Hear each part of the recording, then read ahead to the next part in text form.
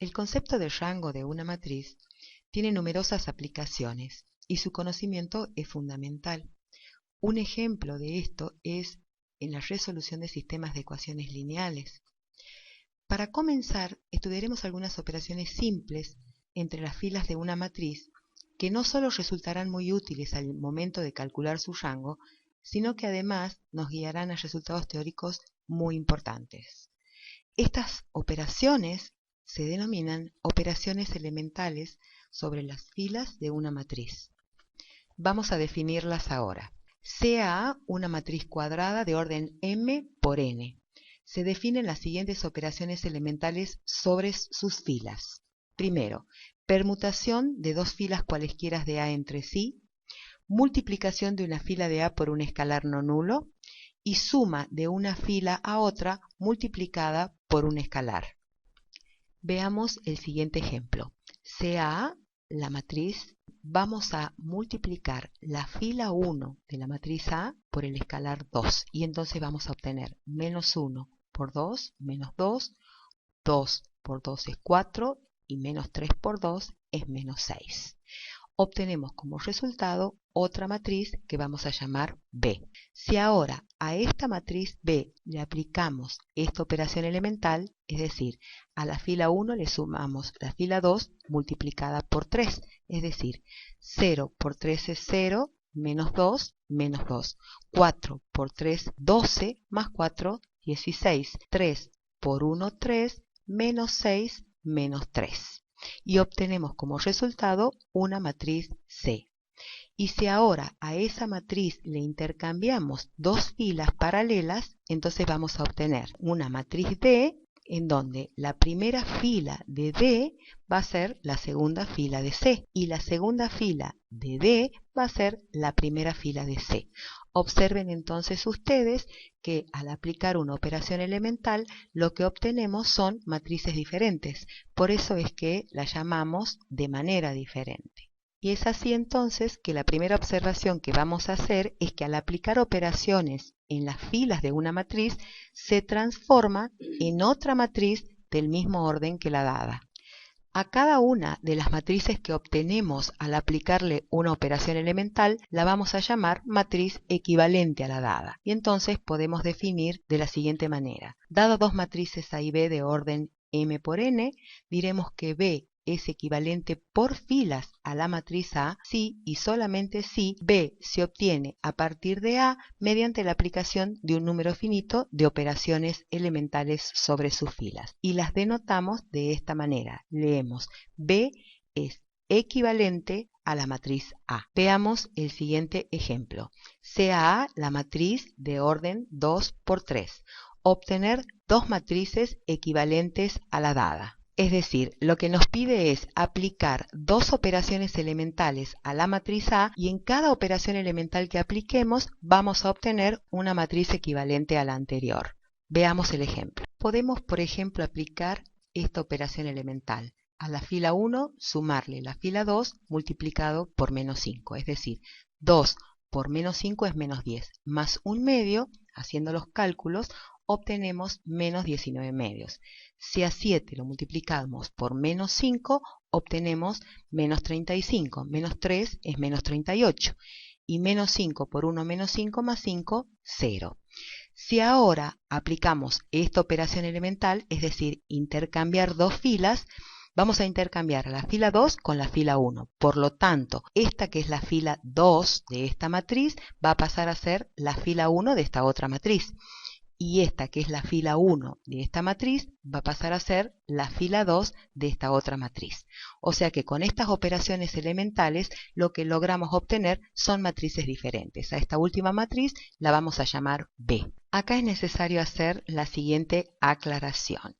Fíjense que esta operación elemental es similar a una de las propiedades del determinante, la propiedad 9. Cuando nosotros aplicábamos esa propiedad a determinantes, el determinante no variaba. Sin embargo, en este caso, cuando nosotros aplicamos esta operación elemental a una matriz, obtenemos una matriz distinta. En este caso, también es similar a una de las propiedades de los determinantes, que decía que nosotros podíamos intercambiar dos líneas paralelas el determinante cambiaba de signo. Sin embargo, la operación elemental en matrices, cuando nosotros la aplicamos a matrices, entonces nosotros decimos que cuando nosotros intercambiamos dos líneas paralelas de una matriz, obtenemos una matriz equivalente a la anterior, no la misma, obtenemos una matriz distinta. O sea que lo importante acá es que las operaciones elementales y las propiedades de los determinantes son dos cosas totalmente distintas, porque una hace referencia a un concepto que es el concepto de determinantes y la otra, como en este caso, hacemos referencia a un concepto distinto que es el concepto de matrices. Veamos ahora algunas propiedades del concepto de equivalencia de matrices. La propiedad reflexiva dice que una matriz es equivalente a sí misma. La propiedad simétrica dice que si una matriz es equivalente a otra, esta es equivalente a la primera. Y la propiedad transitiva dice que si una matriz es equivalente a otra y esta a su vez es equivalente a una tercera, entonces la primera es equivalente a la tercera. Veamos el siguiente ejemplo. Dada la matriz A, demuestre que A es equivalente por filas a la matriz identidad. Recordemos que la matriz identidad es esta matriz. Partimos entonces de la matriz A. Yo tengo que transformar la matriz A en la matriz identidad utilizando las operaciones elementales de filas. Observemos que la matriz identidad, las tres columnas tienen un solo elemento distinto de 0 que es el 1 y el resto de los elementos son iguales a 0. Si yo comparo esta primera columna con la primera columna de A, debería poder transformar este 2 en 0. Y entonces, para eso lo que hago es, a la fila 2, porque es la fila que quiero cambiar, le voy a sumar la fila 1 multiplicada por menos 2 para conseguir el 0 que necesito. Entonces hago menos 2 más 2 es 0. 1 por menos 2 más 1, menos 1. 1 por menos 2 más 1, menos 1. La tercera fila la dejo tal cual está porque tengo en esa fila el 0 que necesito.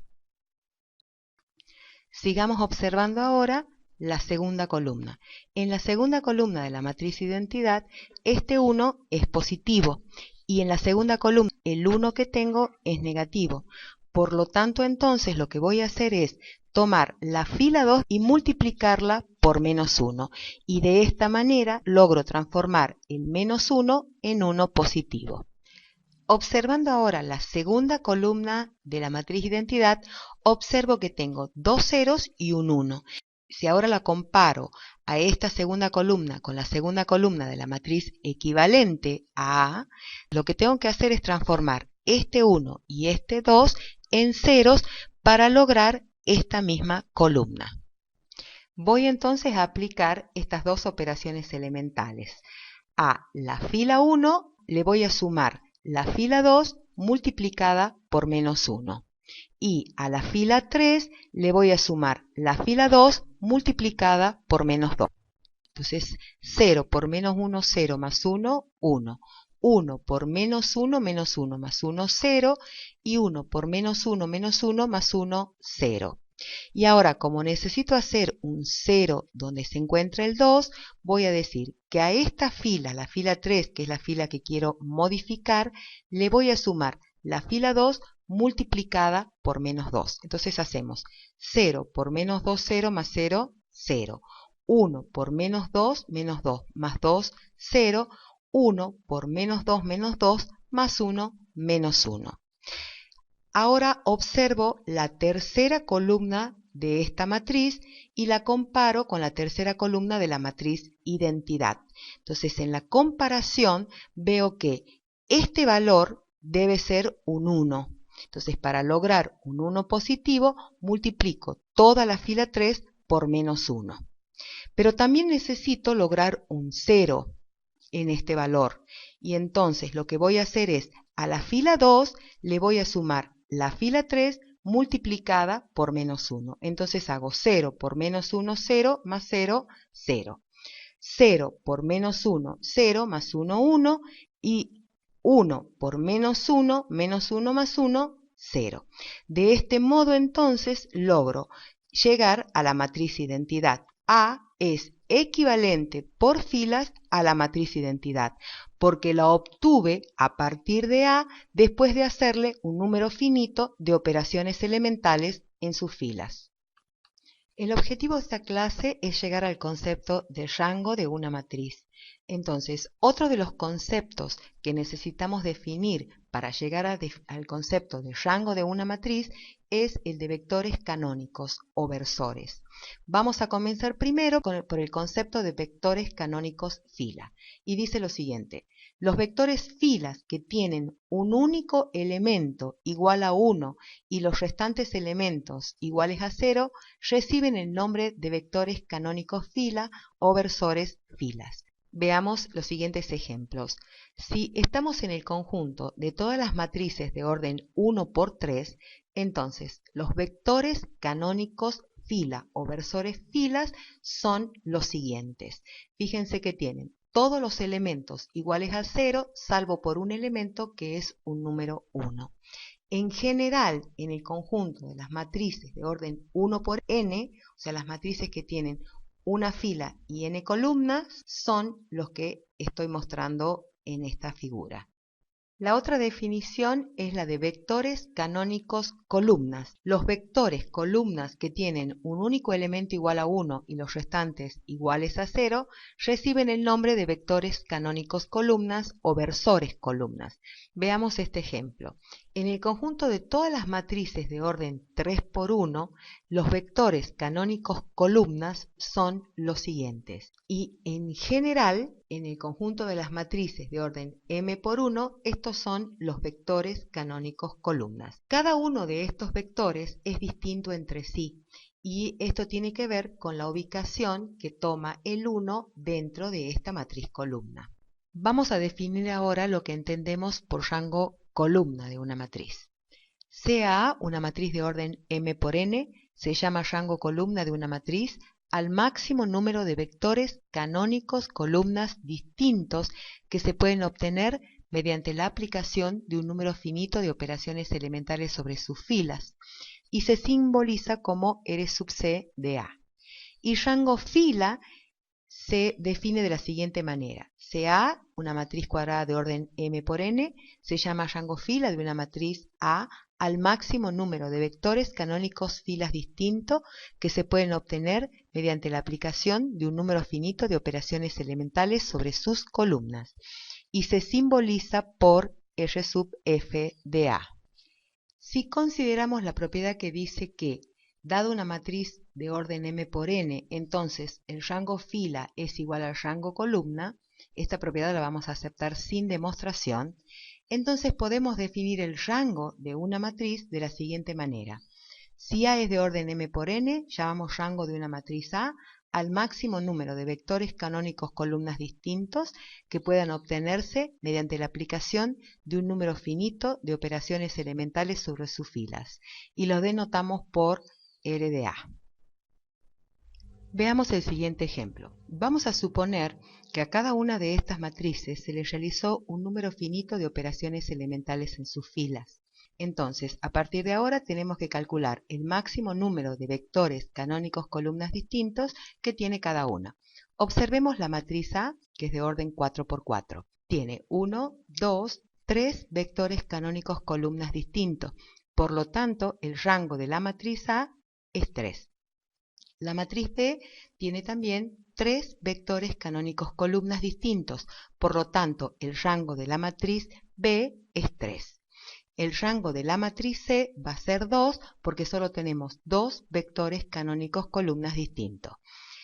El rango de la matriz D es 0. Cuando una matriz no tiene vectores canónicos columnas distintos, como es el caso de la matriz nula, se va a convenir que el rango es 0. Y en este caso de la matriz C tenemos un solo vector canónico columna, por lo tanto el rango va a ser 1.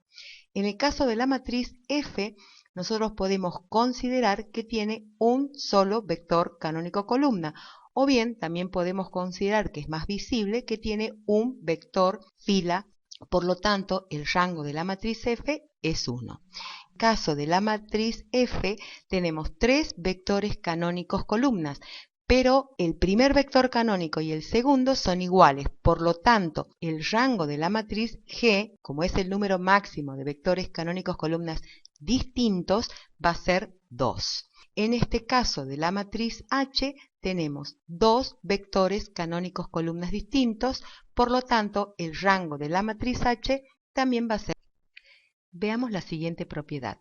Dada una matriz A de orden m por n, entonces el rango de la matriz A es menor o igual que el menor entre m y n, donde m y n son el número de filas y el número de columnas que tiene la matriz A. Veamos esta propiedad en estos ejemplos. Habíamos dicho que A era una matriz de orden 4 por 4. Por lo tanto, de acuerdo a esta propiedad, el rango de esta matriz A tiene que ser menor o igual que el menor entre m y n. Acá en este caso m es igual a n, o sea que el rango de esta matriz tiene que ser menor o igual que 4. No puede ser 5, 6 o 7 o más. Tiene que ser o 4, o 3, o 2, o 1, pero no puede ser mayor que 4. De hecho, acá estamos viendo a esta matriz y le aplicamos las operaciones elementales y vimos que el rango es 3, o sea que se está cumpliendo esta propiedad. En este caso, en la matriz B es de orden 3 por 4. Nuevamente, esta propiedad entonces nos dice que el rango tiene que ser menor o igual que el menor entre 3 y 4. El menor entre 3 y 4 es 3, o sea que en este caso el rango debería ser menor o igual que 3. Si nuevamente hacemos de cuenta que este cálculo no lo hicimos, el rango entonces de B debería ser o 3, o 2, o 1, o 0 si es la matriz nula, pero nunca puede ser 4, ni 5, ni 6, etc. De hecho, acá también vimos que el rango de esta matriz es 3, porque tenemos 2 vectores canónicos columnas iguales, por lo tanto el número máximo de vectores canónicos columnas distintos es 3. Si ahora observamos, por ejemplo, la matriz H, esta matriz es de orden 4 por 2. De acuerdo a esta propiedad, el rango debería ser menor o igual que 2. O sea que esta matriz no puede tener rango 3, 4 o 5, pero sí podría tener 2 o 1 o 0 en el caso de ser la matriz nula. Acá vemos, ya observando los elementos de esta matriz, que el rango efectivamente en este caso particular es 2. Veamos otro ejemplo. Si A es una matriz de orden 3 por 4, entonces el rango de A va a ser, fíjense, menor o igual que 3, porque 3 es menor que 4. Por lo tanto, el rango de esta matriz puede ser 3, 2 o 1, o 0 si es la matriz nula, pero nunca va a ser 4 o mayor que 4. En este caso, como no conocemos los elementos de esta matriz, solo podemos dar esta respuesta. Y en el caso 2 dice que B es una matriz de orden 5 por 2. Por lo tanto, de acuerdo a esta propiedad, el rango de B debería ser menor o igual que el menor entre los dos, o sea, menor o igual que 2. El rango de B puede ser 2, 1 o 0 en el caso de ser la matriz nula. Nunca va a ser 3, 4 o más. Podemos hacer también las siguientes observaciones. El rango de una matriz de identidad de orden n siempre va a ser igual a n, porque la matriz de orden n tiene n vectores canónicos columnas distintos. El rango de la matriz nula siempre va a ser 0, porque la matriz nula, al tener todos los elementos iguales a 0, no tiene ningún vector canónico columna ni fila. Y esta otra propiedad, que también es muy importante, nos dice que si A es una matriz de orden m por n y B del mismo orden, y además A es equivalente por filas a la matriz, entonces esto significa que los rangos de la matriz A y el rango de la matriz B son iguales. Es decir, que cuando las matrices son equivalentes, tienen el mismo rango.